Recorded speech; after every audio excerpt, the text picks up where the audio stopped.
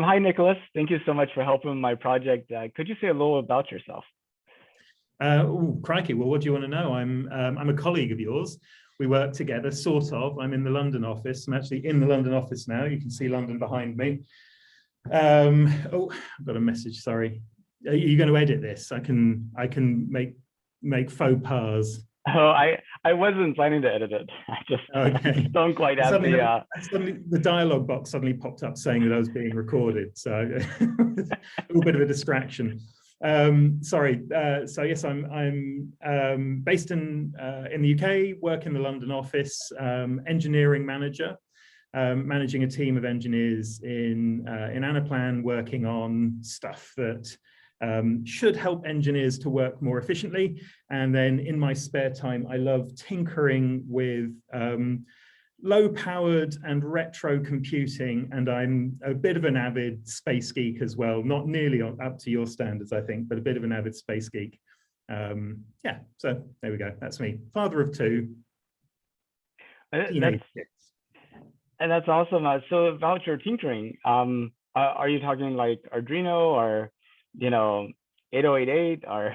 I'm mostly on Raspberry Pis, but I do have a whole fleet of them, right up from the microcontroller Picos to the big beefy Raspberry Pi 4 8 GB things that I try and run desktops on and just sort of see what I can do. But I also love messing around with silly little kind of low-res displays like dot matrix LED displays and stuff like that, and getting them to do silly things and interfacing my Raspberry Pis with stuff. I also have an old, it's actually not old, sorry, I don't know if you've heard of the Spectrum Next. The Spectrum, I have not. Spectrum was a home computer from the 1980s. It was the computer that I first owned. And there was a project recently to create an updated version that sort of imagines what would the next iteration after the last one have looked like. So it's still based on the old 1980s chipset. It's still a Z80 processor at its core, but they've kind of added capabilities and introduced new stuff like little Wi-Fi modules, so you can get it online and stuff like that. And I love messing around with that. That's an absolute hoot. But then also, as I say, a bit of a space geek. In fact, one of my Raspberry Pi projects with my little LED displays and things is an always-on exoplanet counter. So I can always tell you how many exoplanets are in the NASA Exoplanet Archive, or confirmed exoplanets in the NASA Exoplanet Archive. This morning there are 4,000. 4,000 and how many? 4,908. Wow. Yeah. I mean, it's and that's just what we've been able to detect. I mean, well, I think we've detected way more. Those are the ones we've confirmed. So that there are there's like 5,000 or 6,000 more candidates out there, many of which will be confirmed, and a lot of those from the TESS mission, which is one of my favorite current missions. I don't know if you. I'm sure you must be aware of TESS. Yeah, it's like Kepler, but the entire sky. Yeah, basically all at once. Well, not quite all at once, but scan everything. Yeah. But even with that, right? I mean, the system that you're observing has to be kind of perpendicular to you. I mean, like if it's flat, you won't be able to observe the transit. For TESS, it does, doesn't it? I think because TESS is a transiting exoplanet survey satellite. But there are other ways you can detect exoplanets. You can spot the wobble on the star, of a planet going around in a plane that you're looking straight at, if you see what I mean.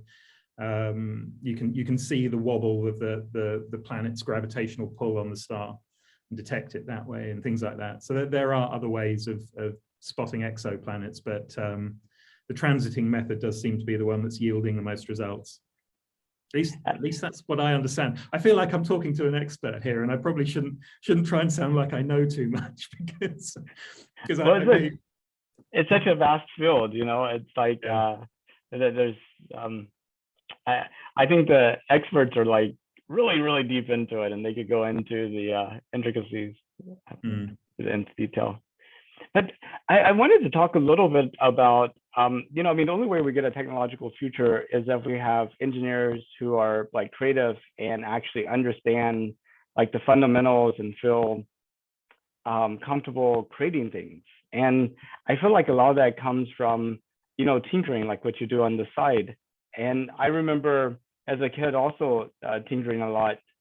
And even now I have Raspberry Pis and Arduinos as well. I don't do nearly as much as you do, but it's definitely something that's kind of in the back of my mind.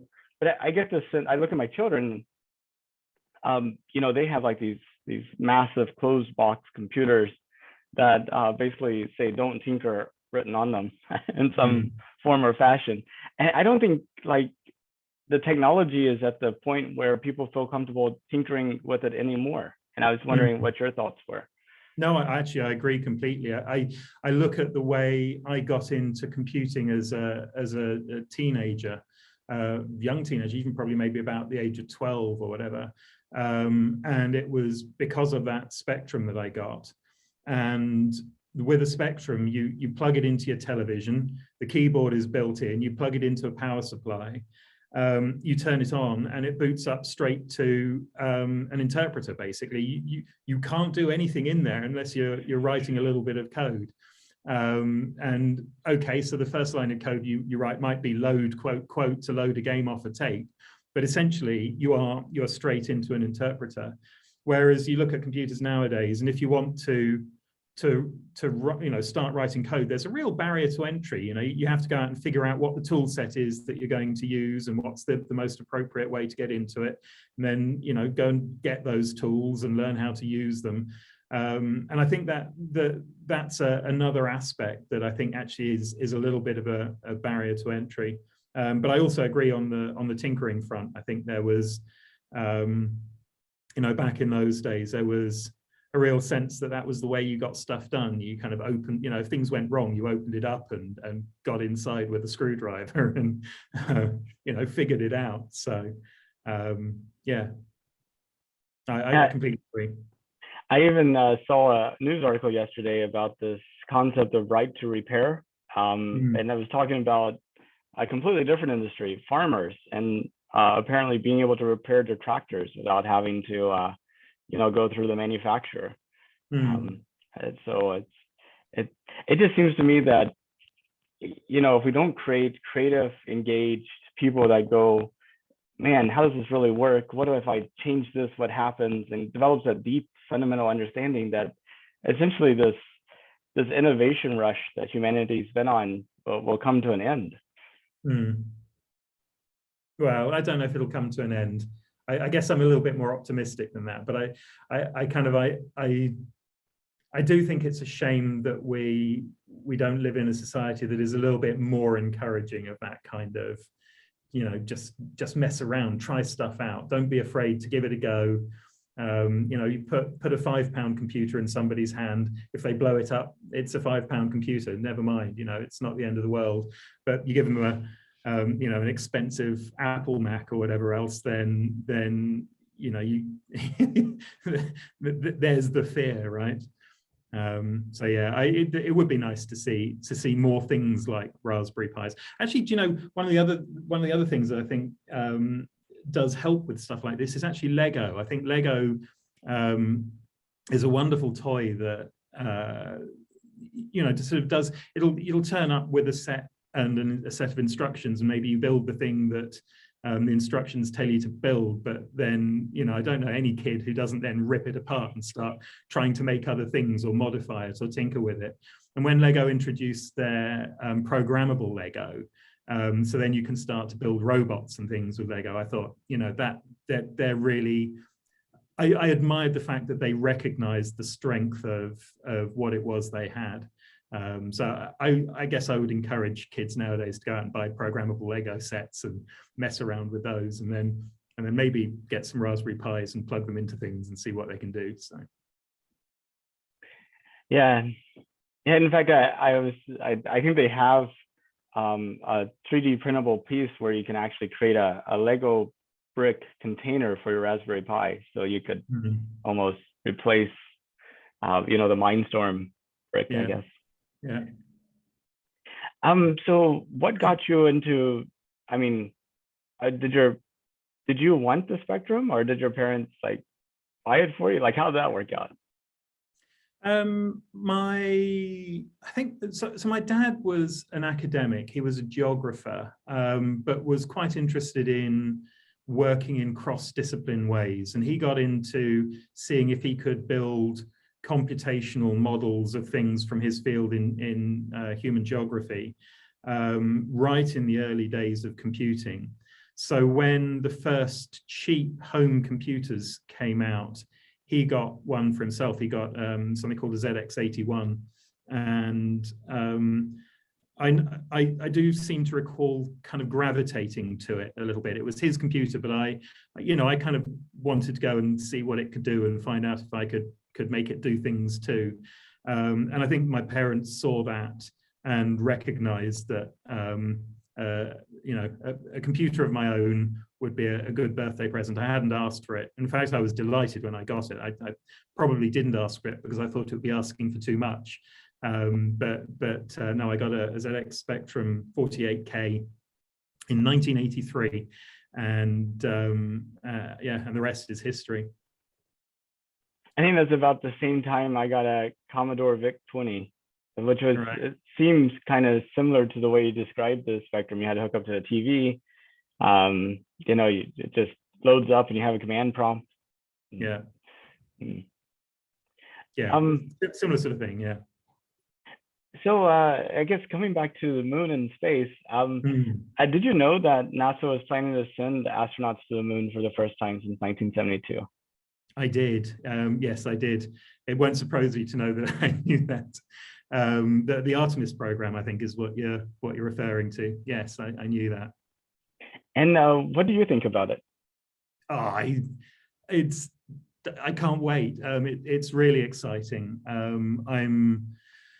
I'm delighted it seems to be happening. It seems like it was for a very long time. We've kind of been talking about the possibility of it and putting tentative dates of when we might get round to it and all this kind of stuff, and similar sort of feeling around the idea of going to Mars.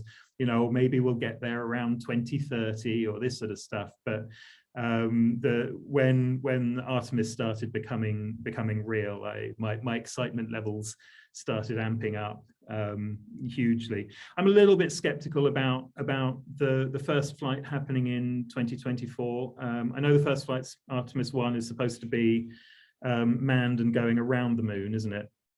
Well, the first one would be uncrewed. It should be launching this year. And right. You're right, the landing one, which is the Artemis 3, has been delayed to 2025 officially. Right. So. So I don't know. The timescales, I imagine, could continue to slip. I don't know. I'm not massively optimistic about SpaceX delivering a landing vehicle in time, but I'm very, very optimistic that it will happen. We'll get there. The whole thing is it's incredibly inspiring. It's exciting. It's inspiring. It feels like, I don't know, it feels almost like taking a deep breath and going, finally, the future is arriving. Do you know what I mean? Finally, we're getting back out there. It's a great feeling. At least take away one of those reasons you hear some people say about the original moon landings, how could we have gone and stopped going? Therefore we must never have gone. That's like kind of an interesting train of logic. Yeah. I'm not even going to get started on the whole faked moon landing thing. I think, probably the less said about some of those conspiracy theories, the better. Absolutely. Well, not everybody's excited about us going to the moon. Some people are like, why are we spending all these billions of dollars to send a few astronauts to the moon when we have all these problems down here on Earth? How do you kind of approach that conversation? I find it very difficult to understand why people think there's an either or. I don't get this, we shouldn't spend money there because we've got problems here. I think that the problems on Earth are real and need to be taken seriously and need to be addressed. But I can't see any contradiction between that and also wanting to stay true to who we are as a species and strive forward and get out there and push back our horizons and push back our boundaries. In fact, I kind of suspect that continuing to take that attitude is probably a necessary precursor to taking other things seriously too. If we stop trying to, think about the future and stop trying to strive for more and better, then we're just chucking in the can. We may as well let the planet rot if we're not going to, if we're not going to use our existence, our lifetime as a species, to do the best we can, to do the most we can, to achieve the highest things we can achieve, learn the most things we can learn, understand the universe in ways that, it's still begged to be understood. If we're not doing that, then why even bother saving the planet, frankly? I mean, this is, for me, this kind of endeavor it's the best thing about being human. So saying let's not do that because we need to save the planet doesn't make sense. We're saving the planet so that we can continue to do these things. From my point of view, that's simplistic. Obviously, my view on this is a little bit more nuanced. I understand that scientific learning isn't the be all and end all of everything, but I just don't understand the mentality of it has to be either or. Especially whenever you consider that the world's population has doubled since 1969, so that means double the number of brains. The education level about the people around the world's increased, and now we're all connected via the internet. And more empowered, more educated than ever. We should be able to solve several orders of magnitudes more problems now than we could before. So I like to think that we're just all misfocused. All of our energy is focused on which stock's going to go up, who to vote for, who did you vote for, and those kind of crazy zero-sum questions. Yeah. No, I couldn't agree more. There's some criticism on the other direction too. Some people who are very big advocates about exploring space and colonizing the solar system say Artemis is a waste of money from the standpoint of it's completely disposable rockets, high cost, very difficult to really do anything substantial with, and that you really should be investing in a system that's going to be economically feasible so that you could really increase what you can do. Yeah. And I was wondering what you thought about that. I have some sympathy for that. The space launch system does seem a little bit antiquated in the principles behind it when you look at things like what SpaceX and Blue Origin and people like that are doing. It does seem to me like the way forward really ought to be reusable rockets.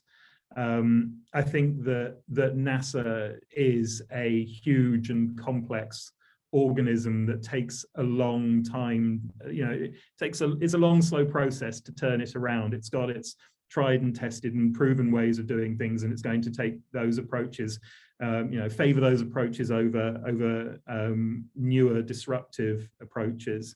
So I can kind of see how we've ended up with a disposable rocket for SLS.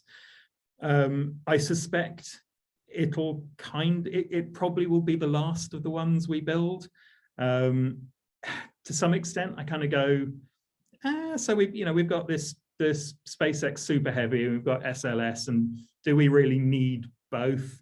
Well, maybe not, but a few dead ends along the way. This sort of progress, this march towards the future is going to send off a few dead ends. That's what advancement looks like, right? You try things out and you move forward with what works. So yeah, am I critical of it? Not really. Do I think it's the way forward? Probably not. Does that matter? Not massively. It's all still good, it's still the rocket that's going to get us to the moon. So, I can't hate on it, that's for sure. And I mean, plus, it's all been designed and built, and It's definitely seems like it gets astronauts around the moon. It is going to feel kind of silly though to have a little bitty space capsule meeting up with a huge gigantic lander that then goes Yeah, to the yeah. uh, but so do you think humanity will forever be Earth centric and we'll just be taking these little bitty trips places, or do you see a point where humanity's really grown to the point that Earth is just one of the many places that humanity is at?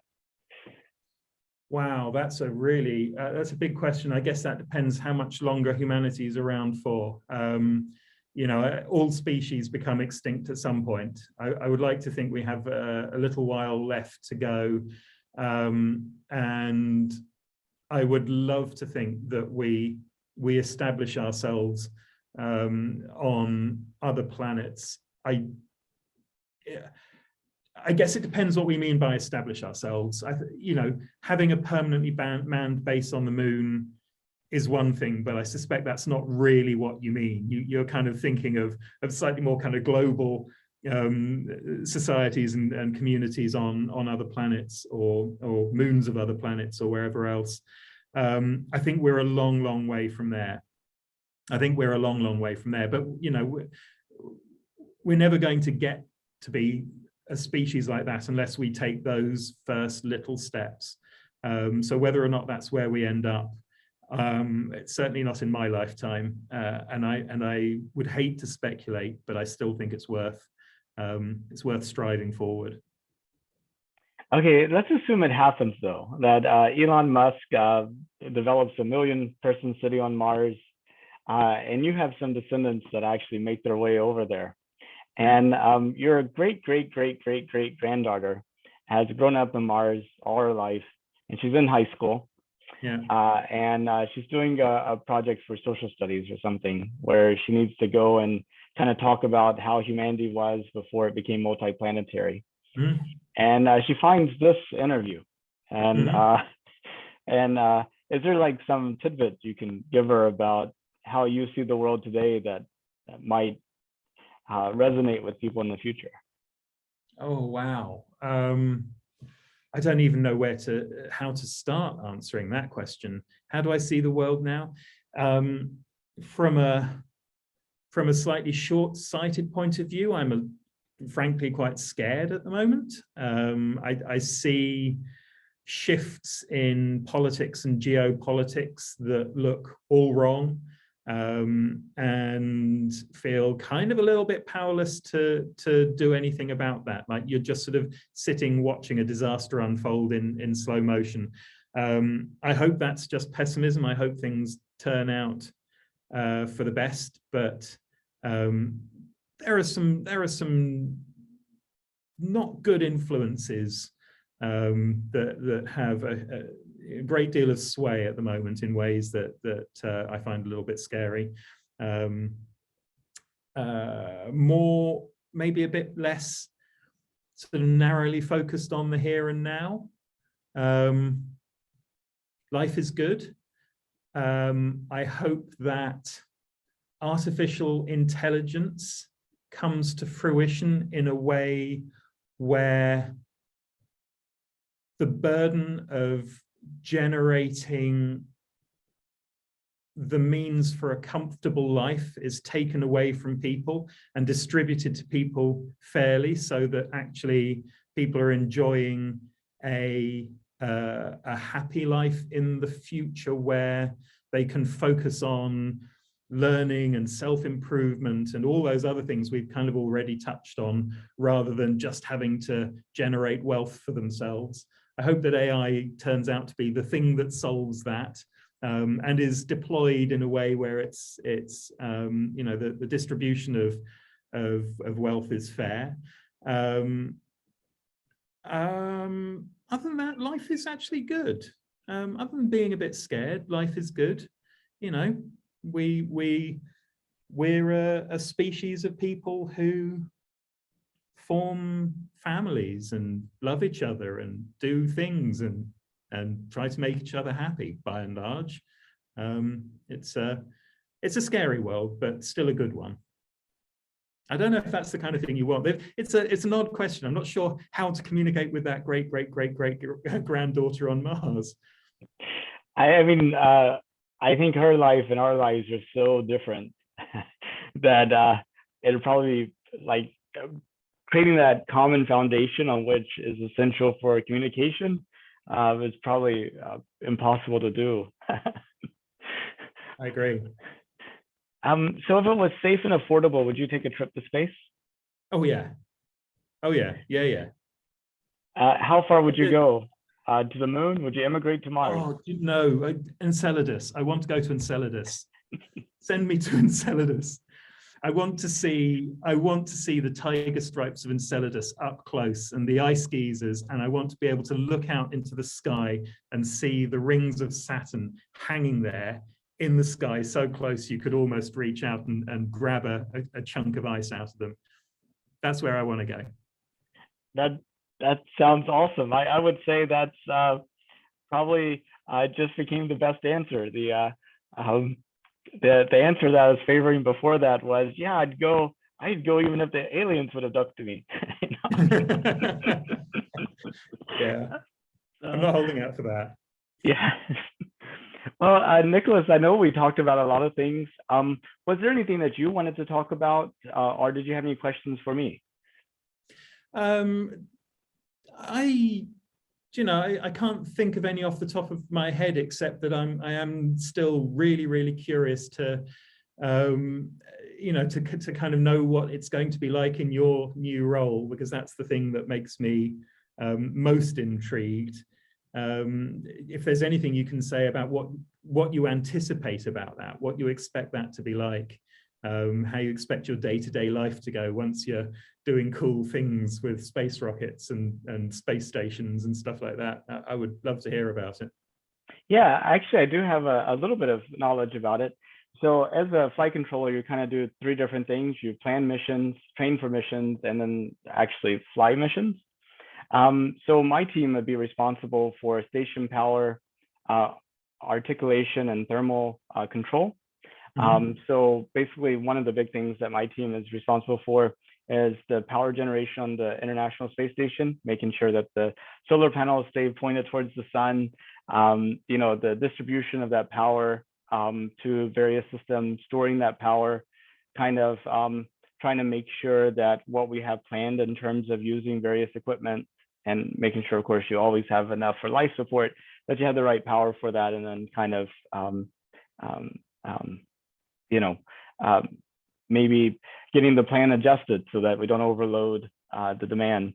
And then also the external thermal control systems. There's only three ways to move heat: convection, conduction, and radiation. Since it's in a vacuum, you only have radiation. So they have ammonia that they use on the outside of the space station, running through loops and heat exchangers, and these big radiators that are just allow for the heat to be thermally radiated away, and infrared. And so, making sure that continues to work. Sorry, sorry to interrupt. I'm really curious though. That seems like that's heat energy that possibly you could capture and use, no?